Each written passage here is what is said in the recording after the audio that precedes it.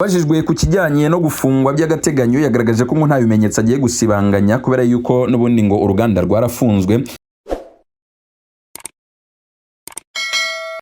Turabasuhuje tubifuriza amahoro y'Imana n'ibihe byiza kuri mwese mwahisemo gukora subscribe kuri Pin Rwanda, kuri mwese mubana natwe umunsi ku wundi mu biganiro bitandukanye tubageza, ariko kandi kuri mwese mudukurikira muri hirya no hino mu bice bitandukanye by'u Rwanda, mu ntara enye z'igihugu, amajyepfo, amajyaruguru, uburasirazuba n'uburengerazuba, ariko kandi no mu mujyi wa Kigali, ndetse namwe kandi muri hirya y'u Rwanda gato abari hano mu karere ka Afurika y'ibiyaga bigari, ariko kandi n'abari ku mugabane wa Afurika muri rusange, abatwumva cyangwa se abadukurikira muri Iburayi, abadukurikira muri kandi muri Aziya, Leta Zunze Ubumwe za Amerika n'ahandi hirya no hino ku isi. Mwese turabasuje kandi tubahaye ikaze mu kiganiro cy'uyu munsi. Pin Rwanda-Where nothing is hidden, cyangwa se aho nta na kimwe gihishe. Uyu munsi turi kuwa kabiri tariki 25 z'ukwezi kwa 2026. Uyu munsi Pin Rwanda yasimbukiye ku rukiko rw'ibanze rwa Kicukiro ruri mu Kagarama, nahabereye urubanza kwifunga n'ifungurwa ry'agateganyo ku bantu bakurikiranyweho ibyaha bitandukanye. Ni urubanza rufite aho ruhuriye na gahunda y'igihugu imaze iminsi irimo gufunga, guhagarika no kumena ibinyobwa bitujuje ubuziranenge. Rukaba rero urubanza twakurikiye rwose. Ni urubanza rero mu by'ukuri rwatangiye, navuga ko rwatangiye ku isaha y'isa 3:18 kubera ko kuri iyo saha nibwo inteko y'abacamanza yinjiye mu cyumba cy'iburanisha. Ku isaha y'isa 3:18 nibwo inteko y'abacamanza yinjiye mu cyumba cy'iburanisha. Umucamanza yinjiye mu by'ukuri ababuranyi bo batarahagera kubera ko ntabagaragaraga mu rukiko rwarimo abaje kumva urubanza, ariko kandi n'abari baje nyine gukora imirimo itandukanye, imirimo y'itangazamakuru ndetse n'abandi. Birumvikana mbere yuko rero ababurana binjira, mbere yuko ababurana cyangwa se abakurikiranyweho ibyaha bitandukanye baregwa n'ubushinjacyaha binjira mu cyumba cy'iburanisha, habanje gutangwa amabwiriza nk'uko bisanzwe. Umucamanza abwira abari mu cyumba cy'iburanisha ko bagomba gushyira telefone zabo muri silencieux, ariko kandi anabasaba nyine kutaderanja cyangwa se abasaba kuza kwitonda kugira ngo urubanza ruze kugenda neza cyane. Uretse abagomba gukoresha telefone gusa mu bijyanye n'akazi nibo bahawe uburenganzira, navuga ko aribwo kuzigumana. Bundi ku isaha 3:23 za mu gitondo ababuranyi barinjira. Abinjiye barimo Ntihanabayo Samuel alias Kazungu. Uyu nguyu ni umuyobozi w'uruganda Ingufu Gin Limited, rumwe mu zafunzwe ariko kandi rumwe mu zari zinakomeye zakoraga ibinyobwa cyane inzoga zizwi nka rikeri cyangwa se inzoga zo mu bwoko bwa rikeri zatazirwaga ibyuma na benshi. Uyu nguyu Ntihanabayo Samuel rero yinjiye kimwe n'abandi 16 barimo na Profeseri Emile Bienveni. Uyu nguyu akaba ari umuyobozi mukuru w'ikigo cy'igihugu gishinzwe ubuziranenge bw'ibiribwa n'imiti Rwanda FDA. Birumvikana abo bose rero binjiye kuri iyo saha y'isa 3:23 nibwo binjiye mu cyumba cy'iburanisha. Ubundi Ntihanabayo Samuel yagaragara mu ishati itukura irimo uturabyo tw'umukara ndetse yambaye n'ipantaro y'umweru, mu gihe Profeseri Emile Bienveni we yambaye rwose ikote risanzwe ryo kwifubika ariko kandi n'agashati k'umweru kagaragaragamo utudomo tw'umukara. Saa 3:33 umucamanza yatangije urubanza. Ubundi atangaza ko hagomba guherwa ku imyirondoro itandukanye nyine y'ababuranyi, kubera yuko yagomba kubanza kugenzurwa kugira ngo niba hari igaragaramo amakosa ibanze ikosorwe. Imyirondoro yatangajwe rero ni y'uwitwa Ntihanabayo Samuel, byagaragajwe ko yavutse mu mwaka 1978. Irimo kandi uwitwa Katusha Bedonias wavutse mu mwaka 1983 akavukira Imbarara mu gihugu cya Uganda. Irimo kandi Twahirwa Fulgence wavutse mu mwaka 1973. Irimo kandi Muhimpundu Alice wavutse mu mwaka 1986. Nyiringabo Eric wavutse mu mwaka 1982 avukira mu Bujumbura mu gihugu cy'u Burundi. Uyu Nyiringabo Eric yaje kugaragaza ko izina rye atari Nyiringabo ahubwo ari Nyirimigabo, ibyatumye nyine izina rye rikosorwa cyangwa se rihindurwa akitwa Nyirimigabo Eric wavutse mu mwaka 1982 nko nari maze kubigarukaho. Nzeyimana Janvier wavutse mu mwaka 1981. Uwamahoro Elizabeth nawe ari mu baburanyi bari bitabiriye iburanisha ry'uyu munsi, nawe arimo rwose. Harimo kandi Nigena Claudine mu mwaka 1987. Harimo kandi Mahoro Christian mu mwaka 1987. Nyamwasa Innocent wo mu mwaka 1986 wavukiye mu Gitega mu gihugu cy'u Burundi, nawe yari yaryitabiriye. barimo kandi Ndayishima Rwabukumba Patrick mu mwaka wa 1994, Kangabe Benito mu mwaka wa 1996 wavukiye, ndetse na Kayihura Mudahogora Belinda mu mwaka wa 1992 wavukiye i Mwanza mu gihugu cya Tanzania. Barimo kandi Hamuduni Halfan mu mwaka wa 1984, bakabamo kandi n'uwitwa Orwatonisi Ajayi mu mwaka wa 1996 wavukiye mu gihugu cya Nigeria. Bakabamo na Professeur Emile Bienveni mu mwaka wa 1965 wavukiye mu karere ka Nyagatare murenge wa Mimuri, icyakora kuri ubu akaba atuye mu murenge mu karere ka Kicukiro. Nyuma yuko umwanditsi w'urukiko amaze gusoma imyirondoro y'ababuranyi, hakurikiyeho kurebwa nyine yabirimo ibibazo bigakosorwa, maze abumvaga imyirondoro yabo itajyanye wenda niyatangajwe mu rukiko barabigaragaza kugira ngo urukiko ruyikosore ubundi iburanisha rikomeze. Ni nako byagenze rwose. Biragaragazwa byaba abagaragazaga ko amazina yabo yanditse mu buryo butari bwo, abagaragazaga se k'ababyeyi bavuzwe wenda ari uburyo amazina yabo atavuzwe neza. Ibyo byose byagaragajwe kugira ngo imyirondoro ikosorwe ubundi iburanisha rirakomeza. Iburanisha ryakomereje kuguha ubushinjacyaha umwanya kugira ngo bugaragaze ibyaha burega abari bitabiriye iburanisha, nyine no kuvuga ababuranyi. Ubushinjacyaha bwagaragaje ko ibyaha abo bakurikiranyweho biri mu byiciro bibiri, kubera ko nabo bari mu byiciro bibiri nk'uko bwabigaragaje. Bugaragaza ko ibyo byiciro bibiri ababuranyi barimo ni icyiciro cy'abakozi ba Rwanda FDA cyangwa se ikigo cy'igihugu gishinzwe ubuziranenge bw'ibiribwa n'imiti, ariko kandi bunagaragaza ko harimo n'abakoze, abacuruje, abakwirakwije ndetse n'abinjije ibinyobwa bitujuje ubuziranenge. Ubushinjacyaha bwagaragaje ko ibyiciro bibiri ibyaho bakurikiranyeho birimo ari uko abakozi bo muri Rwanda FDA bubakurikiranyeho gukoresha ububasha bahabwa mu nyungu zabo bwite. Icyakora bugakurikirana n'abandi bari mu byiciro mu kindi cyiciro kirimo n'abari bafite inganda zitandukanye, bo bukaba bubakurikiranyeho gukora, gucuruza, gukwirakwiza, kwinjiza mu gihugu ibitujuje ubuziranenge cyangwa se ibyakwangiza. Ubushinjacyaha bwafashe umwanya wo gusobanura imikorerwe cyangwa se imikorere y'ibyo byaha mu ncamake. Bagaragaza ko nyuma yaho abiganjemo urubyiruko barimo kugirwaho ingaruka n'inzoga zitujuje ubuziranenge, iperereza ngo ry'ibanze ryagaragaje ko inganda zateshutse kubikubiye mu mabwiriza ashingiye ku byemezo cyangwa se kuri za lisansi zitandukanye izi nganda zari zaragiye zihabwa.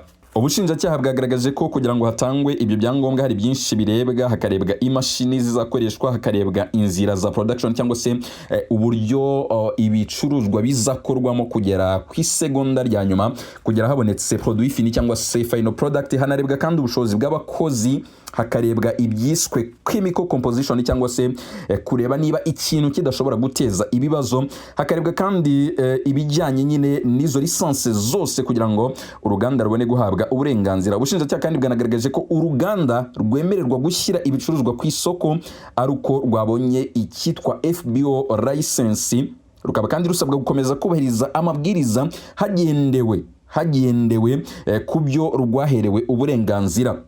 Ubushinjacyaha bwagaragaje ko inganda ngo zateshutse nkana ku mabwiriza. Rugaragaza kandi ko izindi zihaye ububasha bwo gukora zimwe kandi ngo zanashyize imbere inyungu zazo kuruta gushyira imbere ibijyanye n'ubuziranenge, ndetse kandi izindi zagiye ziyongerera ibijyanye na production line cyangwa se zikiyongerera ibijyanye n'ubushobozi bwo kugira ibyo zitunganya, ndetse ngo zimwe ntizinafite abakozi zagaragaje zijya gutangira. Ngo zimwe rwose ntizigifite abakozi zagaragaje zijya gutangira.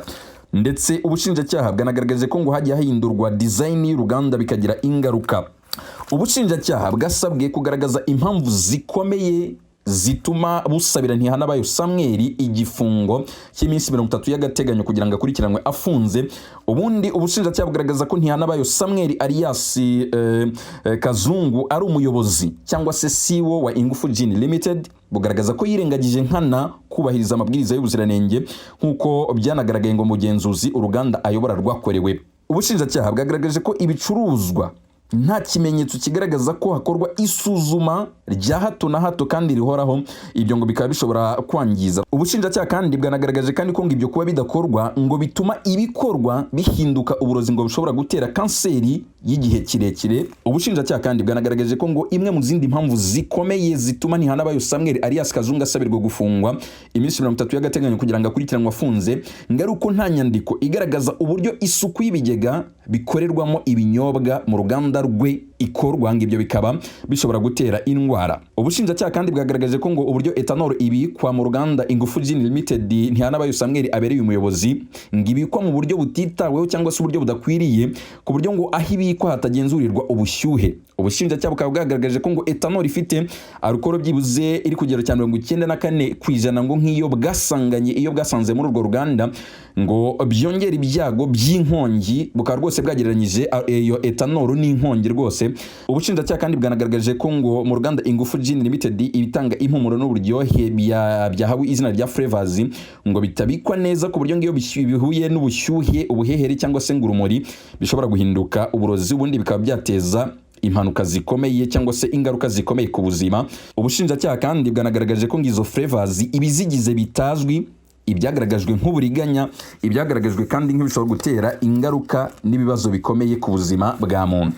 Indi ngingo ubushinjacyaha bwagaragaje nk'impamvu ikomeye igomba gutuma Ntihanabayo Samuel agomba gukurikiranwa afunze ngo nuko imifuniko ipfundikishwa inzoga uruganda rwe rukora ngari imifuniko yarengeje igihe, ibyo ngo bikaba bishobora kugira ingaruka ku buzima zirimo n'uburibwe mu nda.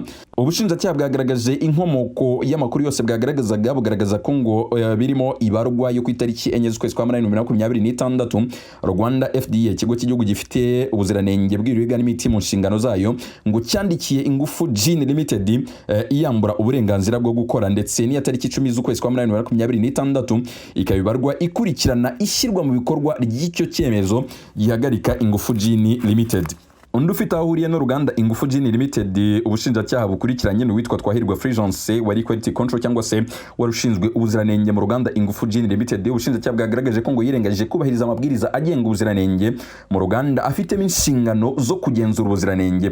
Ubushinjacyaha bwagaragaje ko ngisuzuma risanzwe kandi rya hato na hato muri icyo kigo ridakorwa, ibigira impamvu ikomeye igomba gutuma Twahirwa Fulgence nawe akurikiranwa afunze, ndetse n'ibindi byose ahuriyeho na Katusha Bedomias ndetse na Ntihanabayo Samuel. Uyu Katusha Bedomias we akaba ari production manager, akaba no kuvuga ngo akaba yarashinzwe nkuko byagaragajwe n'ubushinjacyaha inzira yose kuva ku byiswe raw materials, no kuvuga ibikorwamo produit kuva bizanwe aho bikurwa, uburyo bibikwa, uburyo bikoreshwa, ndetse kandi no kugeza produit fini cyangwa se final product ibonetse. Nuvuga ngo rero uyu Katusha Bedomias niwe nicyo yarashinzwe mu Ingufu Gin Limited, ibyanatumye nawe rero abumwe mu bari muri iyi dossier.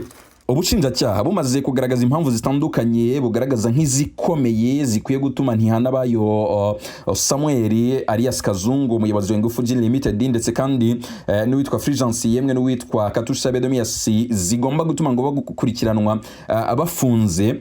Umucamanza yatanze umwanya kuri Ntihanabayo Samuel kugira ngo yiregure kubyo ubushinjacyaha bumurega, kugira ngo yiregure kubyo ubushinjacyaha bugaragaza nk'impamvu zikomeye zigomba gutuma akurikiranwa afunze. Umucamanza yamuhaye umwanya yunganiwe n'abavoka be babiri cyangwa se abanyamategeko bamwunganira nyine mu bijyanye n'amategeko, barimo Maître Samuel, barimo kandi na Maître Abeli. Ntihanabayo Samuel yagaragaje ko we ari umushoramari, nicyo kintu cya mbere yagaragaje mu rukiko. Yagaragaje ko ari umushoramari, agaragaza ko nyuma yo gushora imari we yashyizeho departement zitandukanye cyangwa yashyizeho ibyiciro bitandukanye bifite inshingano zitandukanye byagomba gukurikirana mu ruganda rwe. Agaragaza ko niba ari ibijyanye n'ubuziranenge yari afite ababishinzwe, agaragaza ko kandi niba ari ibijyanye na production yari afite ababishinzwe, k'ibyo byose bikwiye kubazwa abari babishinzwe kubera yuko we ni umushoramari washoye imari. Bityo akagaragaza ko rero mu by'ukuri we atemeranya n'icyemezo cyangwa se n'umwanzuro w'ubushinjacyaha umusabira gufungwa iminsi 30 y'agateganyo kubera yuko yumva ko nta mpamvu we zikomeye zikwiye gutuma akomeza kuburana cyangwa se akomeza gukurikiranwa afunze. Ntihanabayo Samuel wunganirwaga n'abametre babiri barimo Maître Samuel. Uyu Maître Samuel yagaragaje ko Ntihanabayo Samuel ari umushoramari, bityo ko ngo yarebye aho ashobora gushora imari ngo yamara kunonosora neza umushinga maze no kugisha inama agasanga nyine agomba gushinga uruganda rukora ibinyobwa ariko biri mu bwoko bwa rikeri. Yamara gufata icyo cyemezo rero agashinga nyine uruganda ariko akaruha departement zitandukanye nk'uko yabigaragazaga.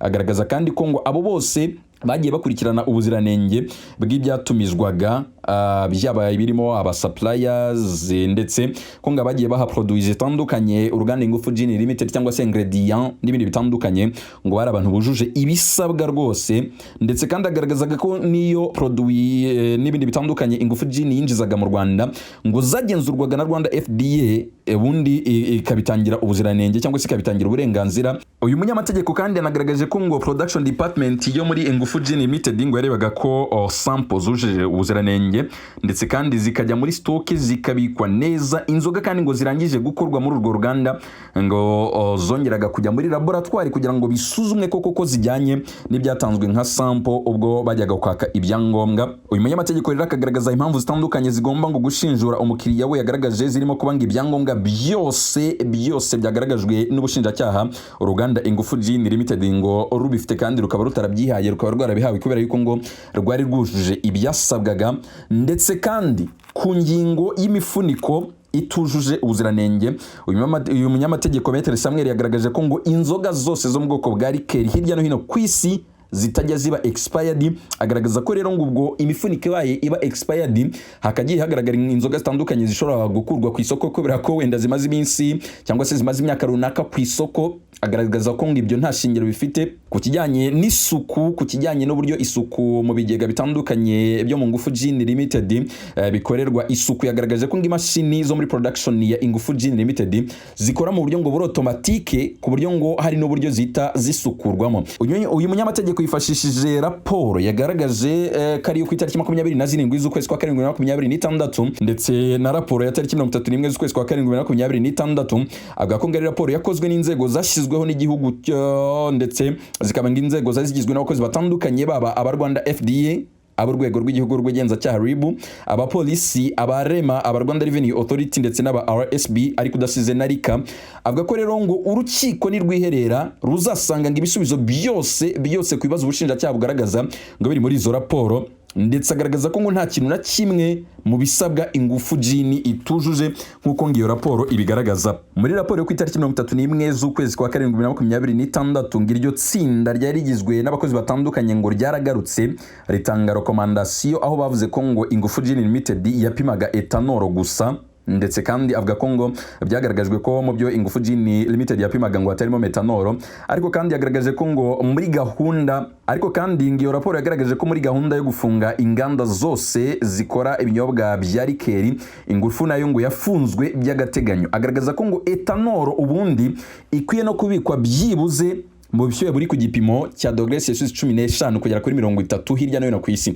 Akagaragaza rero ko nta na hamwe ubushinjacyaha wenda bwaje ngo bugaragaze buti wenda twaraje mu ruganda Ingufu Gin Limited dusanga ethanol yo muri ruganda ibitswe wenda ku bushyuhe bwa 38 cyangwa se 10.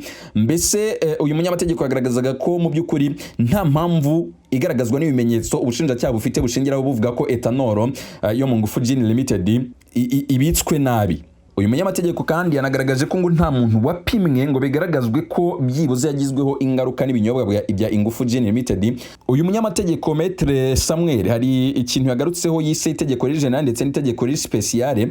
Avuga ko ngo ari itegeko ryihariye, itegeko ryiharibwa n'itegeko speciale ngo rishyiraho Rwanda FDA, ariko ngo iryo tegeko rikanayiha n'uburenganzira bwo kugenzura imishyirirwe mu ngiro amabwiriza agenga ubugenzuzi, ariko kandi rikaba ari naryo rigena ibijyanye n'ibihano. Agaragaza ko rero ngo mu gihe hari case irebwa n'itegeko riri special cyangwa se itegeko ryihariye ngo mu by'ukuri ngo ari ryo rikurikizwa mu mwanya wo kurebwa cyangwa se mu mwanya wo kureba ku kijyanye n'itegeko yise general cyangwa se itegeko rusange.